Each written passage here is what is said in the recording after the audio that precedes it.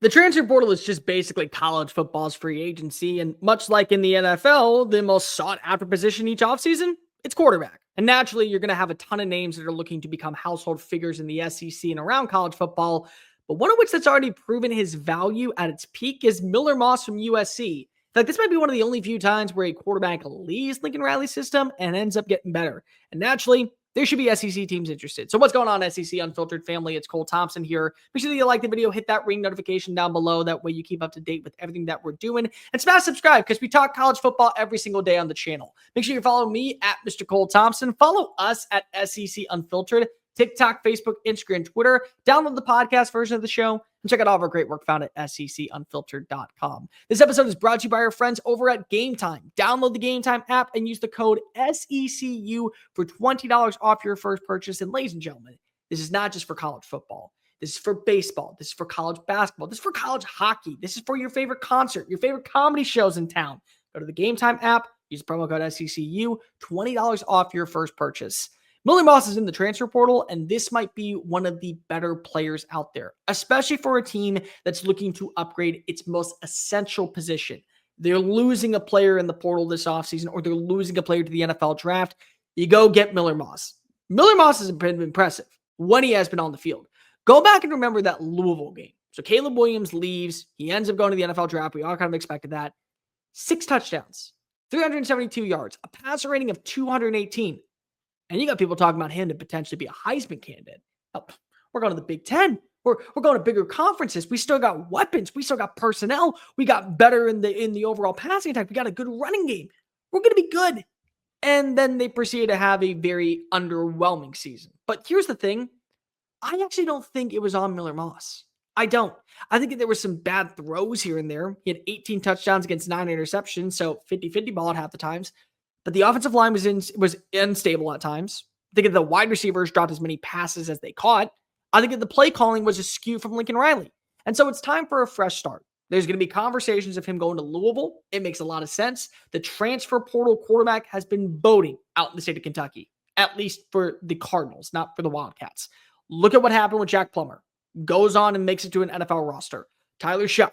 That's a dude that's probably going to be drafted in the late rounds and at least be on a practice squad in 2025.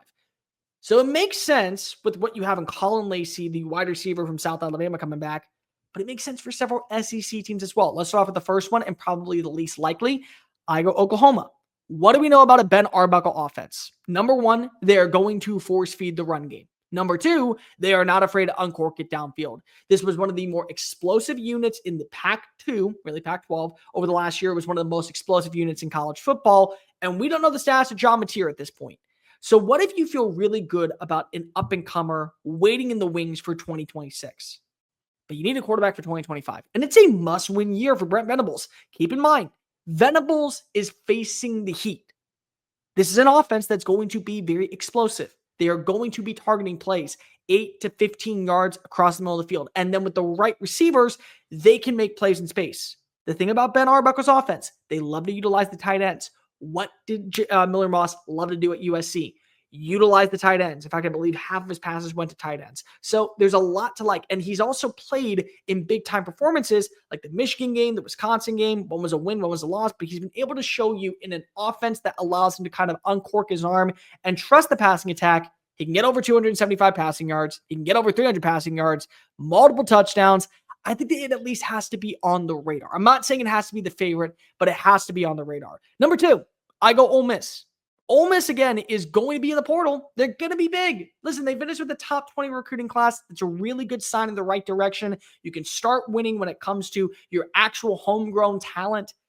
But if you want to be able to say we're right alongside Alabama and Georgia and Texas A&M and Texas and a surging South Carolina team, you got to get a quarterback that can at least compete with Austin Simmons. Maybe it's a similar concept to what we saw this past year at USC, where Miller Moss starts off the year, he struggles, then they decide to turn to the young gun, and he impresses. And now they're in the college football playoff hunt.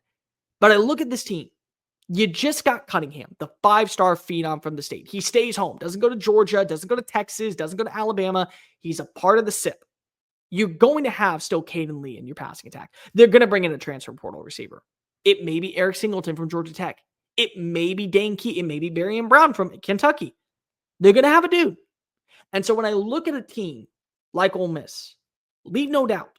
They left no doubt when they brought in Spencer Sanders from Oklahoma State. He never saw the field. He never had to because Jackson Dart delivered a performance to remember, and it became the cusp and the backbone of what became one of the greatest rebel passers in the history of the football program. But I still think that you need to bring in Spencer Sanders that offseason to push Jackson Dart. Maybe that's what you do for Austin Simmons.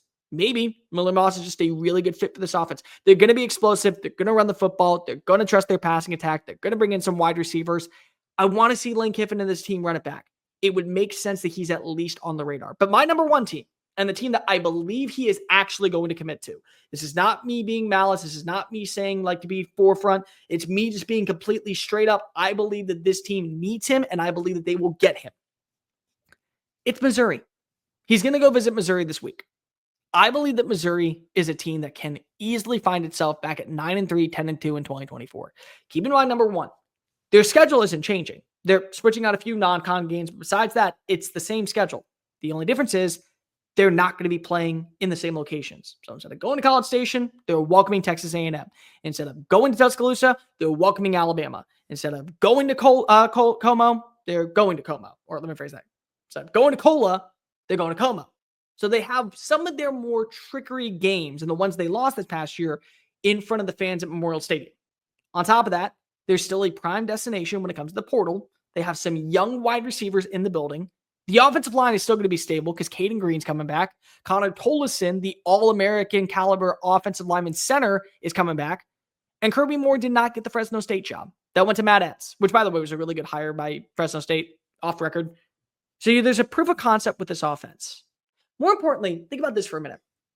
Eli Drinkwitz beats to his own drum, and it works out in Como. In fact, it absolutely works out in Como. And that's somebody that when players go to the program, they may think that he's a dork. That's why he has the nickname Dorkwitz, but it works, and they buy in. And that's why they went 11-2 last year, and that's why they went 9-3 this year, and that's why they have an opportunity to beat Iowa in the Music City Bowl and finish with another double-digit win season. And they're going to be a player in the portal. And they're going to be a player in recruiting. They had a top 20 class this past year.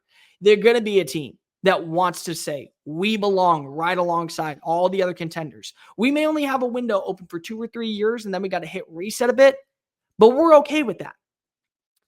And doesn't that feel like Miller Moss benched for Jada Maeva, benched at a program that he sat and waited and wanted to be a part of, wanted to be part of Trojan culture, was unequivocally afraid to sit by, learn underneath Caleb Williams, and then when he got his opportunity, made the most of it in a win against LSU. Doesn't that feel like him? A little bit shafted, a little bit thrown to the wayside, not viewed as the starting caliber quarterback anymore. Well, that's Missouri. Missouri's thrown to the wayside. Nobody in the SEC respects them. They never have, and they probably never will, because it's quote-unquote Midwestern team. There's snow in November, so how can we trust that they're an SEC program? You want to know why you trust they're an SEC program? Because they play a physical brand of football, and they don't care what type of nonsense you have coming from the outside. They care about the conversations from inside the building, and they have a belief factor and a trusting system. And if you get the best version of a quarterback in Kirby Moore's system underneath Eli Drinkwitz, it's a 10-win team. And you're right there in the college football playoff, because I sure as hell will tell you right now, they are not leaving out a 10-win roster. If Alabama was at 10 wins, if Tennessee was at 10 wins, if Ole Miss was at 10 wins, if South Carolina was at 10 wins, Indiana would be shaking in its boots. SMU would not be in the college football playoff. All of that would have gone to the wayside. The SEC will have representation at 10-2. Missouri would have been in the playoff. They can be there next year. Go get yourself a quarterback. Remember the legacy of Brady Cook. Allow Sam Horn to have a little bit more time. Allow Matt Zollers to have a little bit of time before he comes on in and actually competes for QB1. And keep momentum going. MIZ needs a QB. And I really think that Miller Moss is the perfect fit. Let me know in the comment section down below. What do you think is the best fit for Miller Moss? Is there a team out there that should be targeting him more than others? Is Mizzou your pick as well? Like, rate, review, subscribe. Make sure that you follow us on all the social channels, TikTok, Facebook, Instagram, Twitter at SEC Unfiltered. Download the podcast version of the show. Follow me at Mr. Cole Thompson. And check out all of our great work found at SECUnfiltered.com. Until next time, folks, I am Cole Thompson. Remember, the transfer portal is just college football's free agency. Peace.